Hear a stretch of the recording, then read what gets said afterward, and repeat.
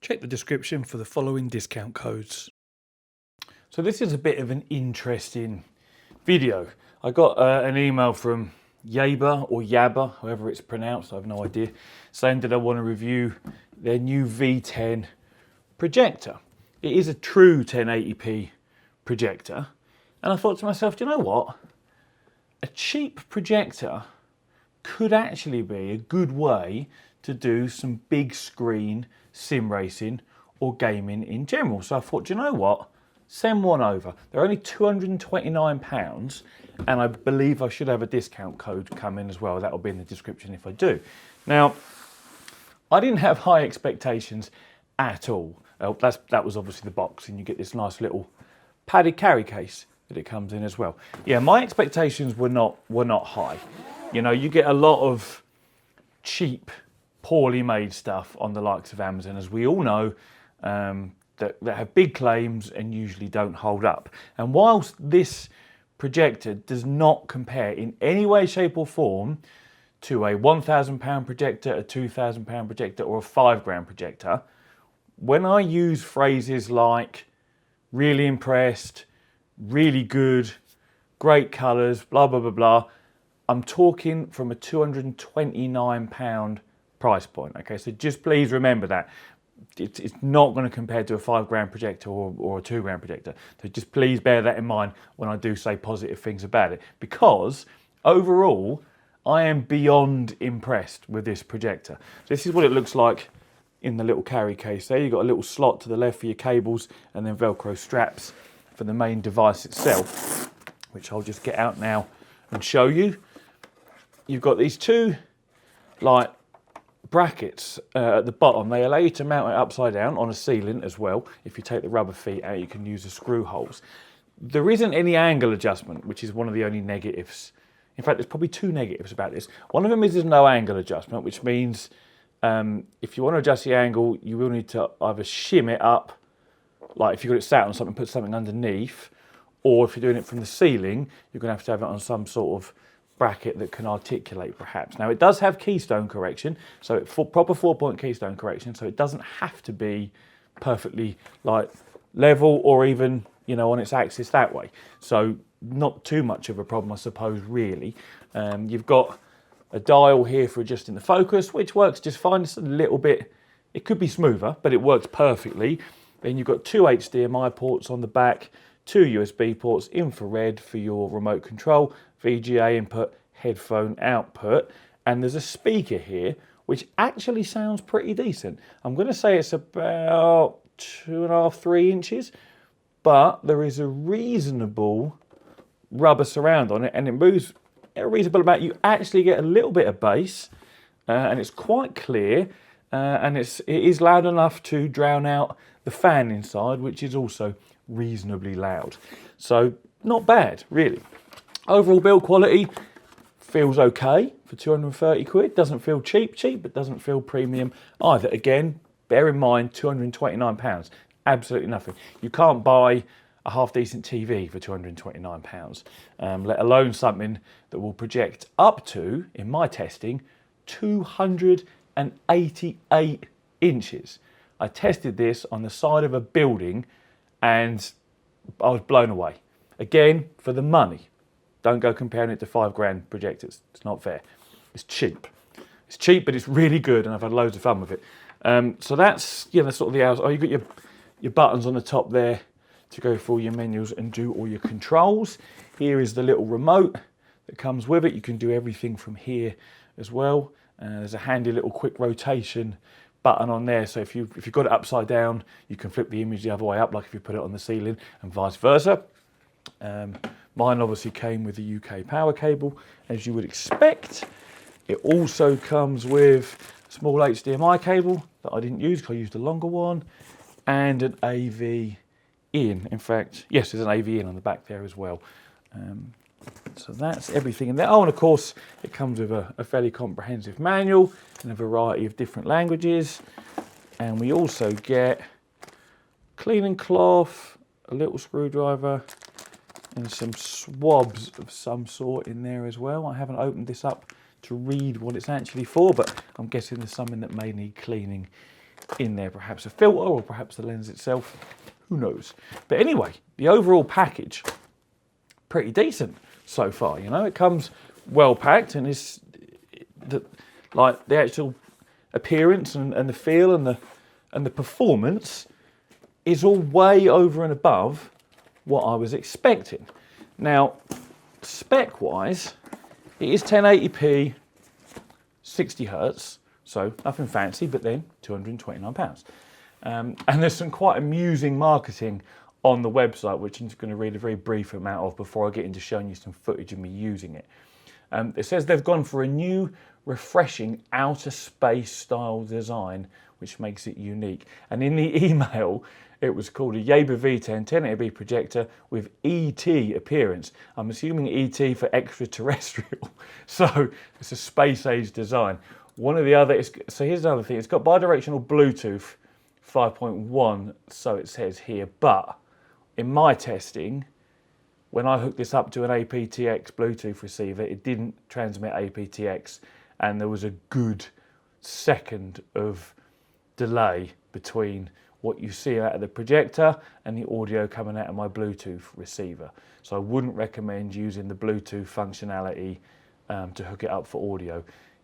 Either use whatever your HDMI source is in the first place, or use the headphone out on this back into your soundbar or stereo or whatever it might be that you're using, or even Bluetooth speaker. Bluetooth speakers, you'd have a 3.5mm jack in. So it does have Bluetooth, but it's not great.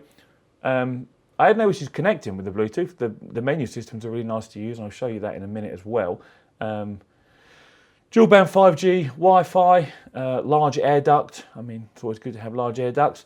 And really importantly, 3 layers of oil spray, which kind of caught my attention because I'm not really sure why we have 3 layers of oil spray. I mean, is it a crankshaft? Is there a camshaft in there, something that requires lubrication? I know this is a sim racing channel and we like cars, but an interesting thing to have. I've not taken it apart. I'm pretty certain there's probably no sump and an oil pump and oil spray functionality in there. Maybe I'm wrong. I don't know. I'm no projector expert, but I found that quite amusing. Anyway, but yes, 4-point keystone correction. The USB ports allow you to view films, pictures, play audio, and even read Word documents, PDFs, and what have you, all from the USB drive. I didn't actually try that functionality, probably should have, but everything else works. I don't see why that wouldn't work either. What else have we got? So that's pretty much it. Yaber, I'm going to say Yaber rather than Yaber because Yaber sounds nicer. Yaber have been making projectors for a while, and they've got their range covers like maybe 10, 12 different projectors. They do 720p ones as well, which I'll, you know, for the price of this one, you just buy the 1080p projector instead, wouldn't you? So yeah, I've been very, very surprised, shall we say, with the way this has worked. But anyway, enough waffle. Let's actually show you what it looks like in use. So first things first, I'm going to load up some daytime footage. You can see this bright sunshine on my piece of furniture just below my TV there. So that's my LG NanoCell TV to the left, 86 inches. So what I've done as a good comparison is project 86 inches onto the white wall immediately beside it. Now, as you can see from this, probably not the best for use in daylight with, you know, with sunshine literally beaming in the window. But most projectors don't do well in these sort of situations. Even a £5 projector, short throw laser with ambient light rejecting screen will still not compare to, you know, a real television for brightness or blacks in a daytime situation. So here's the trailer for Forza Horizon 5. Just happened to be in my YouTube feed, and I had a quick look at it and I thought it's got lots of contrast in colours and brightness variations, so why not show that as a good back-to-back comparison. Again, this isn't the intended use case for a cheap projector or even an expensive projector. Direct sunlight coming in, curtains wide open. I thought I'd just show you though, because how better to compare, you know, a projector versus a TV than literally matching the screen size and putting them side by side. I mean, you can see the image, obviously, it is there. It's just very washed out. In fact, you know, the brightness, and we'll talk about brightness actually, this claims 8,500 lumens, and it's really important that we just clarify this. That isn't ANSI lumens. ANSI lumens, ANSI, is the industry standard for measuring brightness of projectors using a specific light meter at the projected image on the screen itself. What these cheaper projectors quote in their spec and Amazon listings is their maximum light source brightness, so the LED backlight in the projector itself. These are LED projectors, by the way, they don't have a bulb and they're not laser. So converting light source brightness to ANSI lumens, you do a very rough calculation, which is you times that number by 0.04, and that gives us about 340 ANSI lumens. So that is the number you would use to compare to other projectors that quote ANSI lumens. Now, for example, a 2 or 3 grand projector, you might see 3,000 ANSI lumens, so 10 times the brightness we see here. But again, 10 times the price, more than 10 times the price, in fact. So, you know, £229, let's not complain. So now, I've closed the curtains, still bright, sunny day, nothing's changed other than I've literally just gone over and closed the curtains in my room. And you can see already there is a marked improvement in how watchable the image is. And in fairness, I probably still wouldn't use it. You know, there's a reasonable amount of light still coming in the room here. I probably still wouldn't use it in this situation. Although, you know, if you had to, you could. You can see what's on the screen. You know, it does function.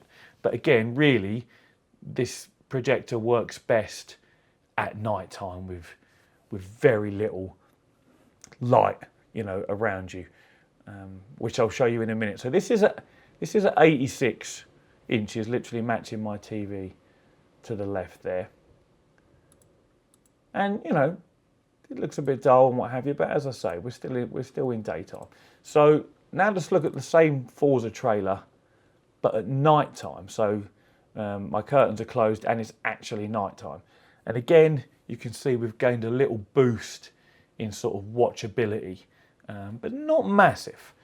And again, I'm trying to, what I've done is I've tried, or I'm going to in post, try and match what you see here in the video to what I actually see in real life, because watching this footage back as I'm commentating over it, the raw footage actually makes it look a bit darker than it actually does in real life. So I'll try and balance it so you see what I see, so to speak. I mean, it's all going to be slightly different because some of you will be watching it on phones, some of you will be watching it on laptops, some of you will be watching it on big televisions, which may or may not be calibrated, so you're all going to see it slightly differently anyway.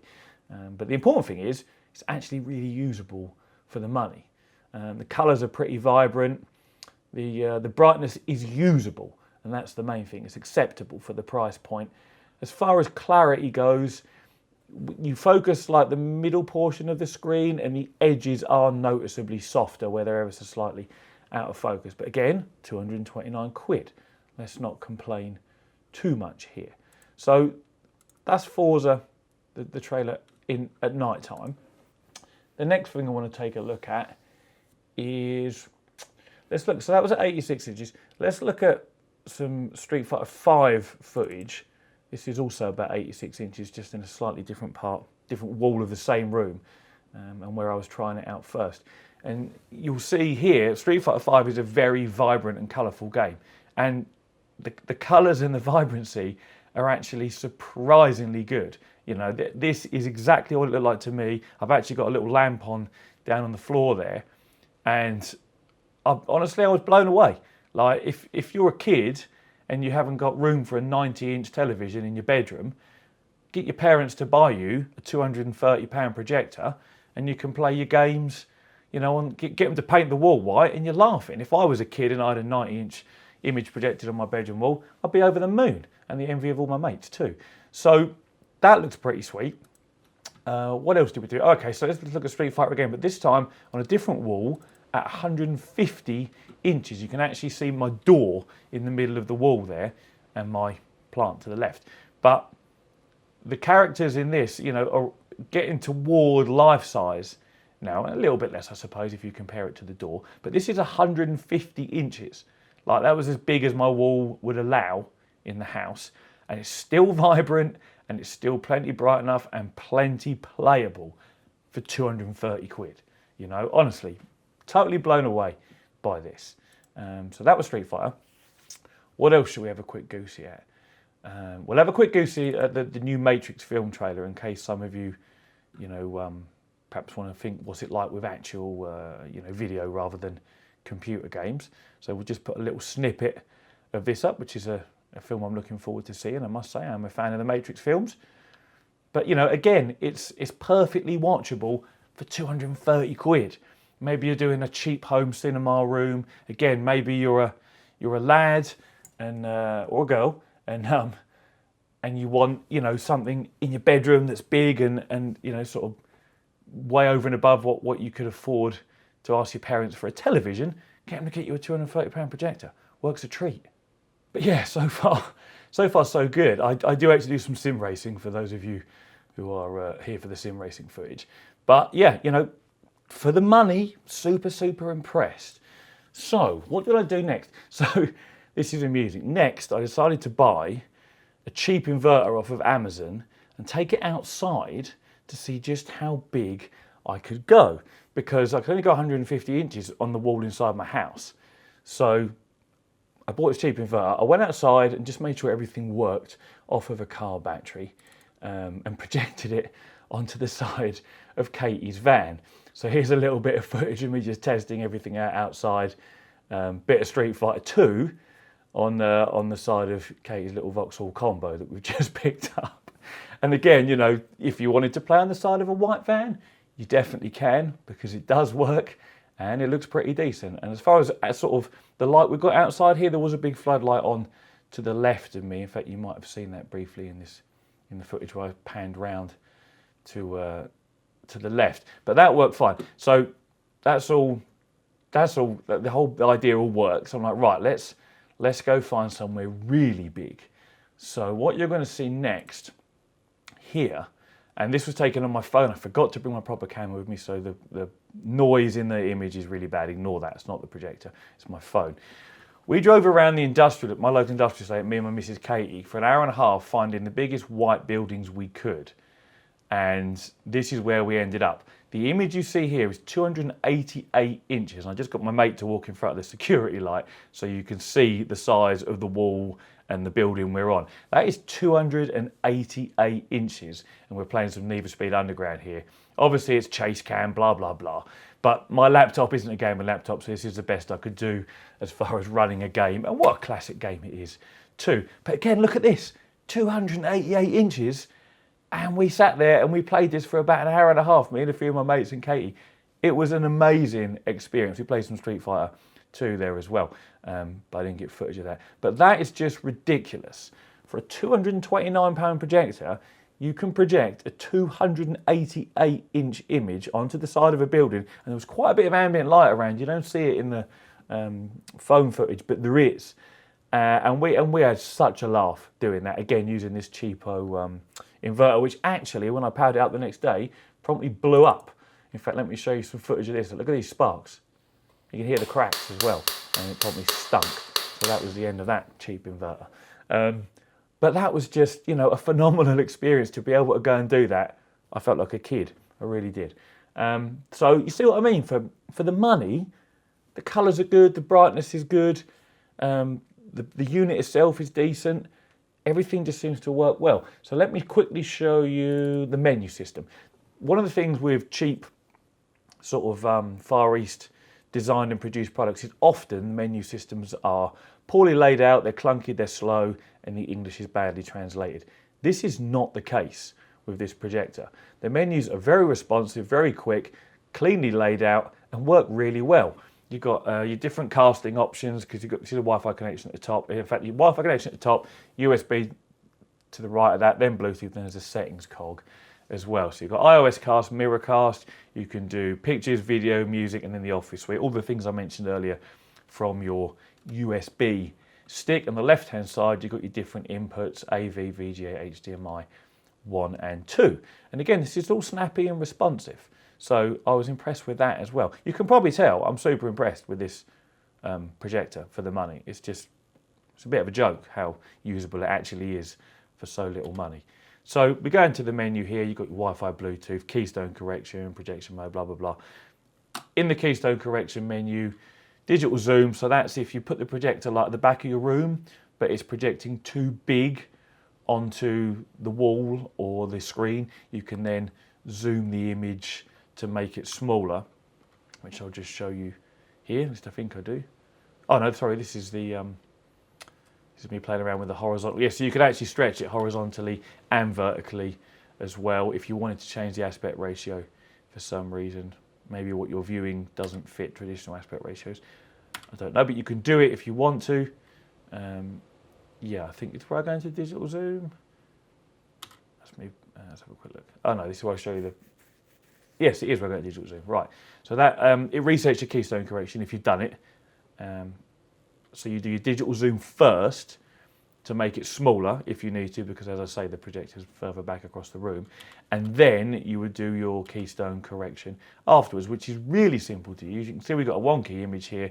I'm in the top left-hand corner. You straighten it up. I do this by eye using the grid and the image they've put on the screen there. And it works just fine. Absolutely no problems at all. Like, it's quick, it's easy to do. And it retains it as well. You only have to do this the once, unless, of course, you change locations.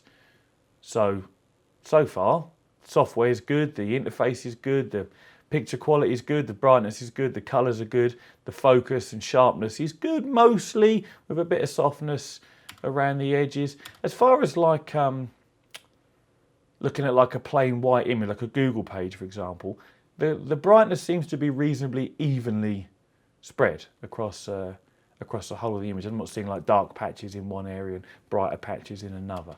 So that's pretty good. No issues with that. You've got a few other options here in the menu system. We can go to projection mode, which is where you can choose how the projector is mounted so that it sort of flips the image accordingly. As you'll see here, flip it upside down or left to right, depending how you've got it situated, because rear projection, it's almost like you'd be able to project it onto something from behind, from in front. Sorry, how can I rephrase this? Rather than having the projector behind you, you have the projector behind the screen projecting forwards towards you. I don't know what you would do that on, but I don't know, maybe glass or something. Haven't got a clue, but it looks like you can do it anyway. And then we've got other settings, about system, boot settings, restore factory. And you can set up whether you want it to go to the home menu when you start up or directly into a source. Then you've got the date and the language. But yeah, that's essentially the menu system. All works just fine. No issues with that at all. So finally, let's have a look at some sim racing. So this is at night time under optimum conditions. We've got ACC loaded up here, and I didn't bring a sim rig downstairs to do this. I'm sat in an armchair holding a Xbox controller, which is actually really hard to drive with, especially as like I haven't used a controller to drive a sim ever, I don't think. But again, I was sat there in my chair, I'd adjusted the field of view for the distance I was sat from the screen, and I just sat there and I thought, yeah, I can see the image isn't as sharp as if it was 1440p or 4K, you know, it's a little soft. You can't quite see the pixels, and I projected this at 86 inches, same size as my TV that we see to the left earlier. And I thought, you know what? If this is how I had to sim race, because that's what my budget allowed, then I would be more than happy. Everything's scaled correctly for the distance I am from the screen. You know, field of view is correct. You can see a lot. You can see a little bit of your mirrors on the left, and I think no, we can't quite see the rear view mirror. But you know, the experience for £230, £229, and potentially a discount if they do give me a code, I just can't see why I wouldn't recommend it. You know, so this is daytime. I'm going to flick to some nighttime footage now, just again to show you what that looks like. because this is really where you'll see how black the blacks are. And of course, when it comes to projection, your blacks are only ever as black as a white object in your room. So let's say you grabbed a sheet of white paper and held it in front of you. If you could see it, that is as black as your blacks will be, because you're projecting onto a white surface. Obviously, if you can't see, if your room's so dark you can't see your hand in front of your face or a white piece of paper, then you're going to have pretty decent blacks because there's no ambient light around you. But you know, again, this looks pretty good. I had a good time. I almost wanted to sit here and play more of it, even with my control pad, just because it was quite a fun experience. Again, the sort of lighting changes a little bit as the lighting changes in the game. Nowhere near as much as being in my sim racing booth, obviously, because this is not that bright. But good experience nonetheless. So finally, I do a quick demonstration in the rain, again, just because why not, and the dark. And again, the experience just as good as the rest of it was as well. So all round, I have been massively blown away by this little cheap projector. I expected it to be unusably bad, you know, especially with, you know, the marketing on the website where it says outer space design, 3-layer oil spray, all this, that and the other. I just thought, oh no, it's going to be awful. And it arrived and I fired it up and I've tried it from, you know, sort of the smallest I went was probably 60 inches and up to 288 on the side of that building playing Need for Speed Underground, and it just works so well. And there was quite a lot of light around when we were outside. You know, you could plainly see everything around you. It wasn't as dark as it looks, you know, in the phone sort of video that I took there. But yeah, this is a wholehearted recommend. Whether you're someone who just wants a bigger screen, maybe you're on a 24-inch monitor or, you know, I don't know, a 40-inch TV, and you haven't got the money for expensive displays, for 230 notes, you know, and you're happy to close your curtains or use it of an evening to get the most out of it, for 230 notes, you can have a screen indoors up to about 150 inches, because that filled the full height of my wall, I think, and or might have been the width, but didn't have many wall left anyway, you can see in the video.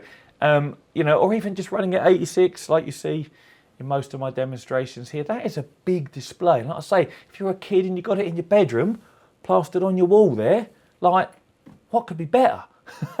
So yeah, if you haven't got the money for big expensive displays, you know, and you still want a big display to be able to play sim racing games, or, you know, Street Fighter or whatever, Call of Duty, whatever you might play, even watching films, you know, I can wholeheartedly recommend this Yaber V10. It's just way over and above what I expected, and it's a great toy to have, to be able to take out and do stupid things with, like project onto factory walls. Anyway, I hope you all found that interesting. As always, thanks for watching and take it easy.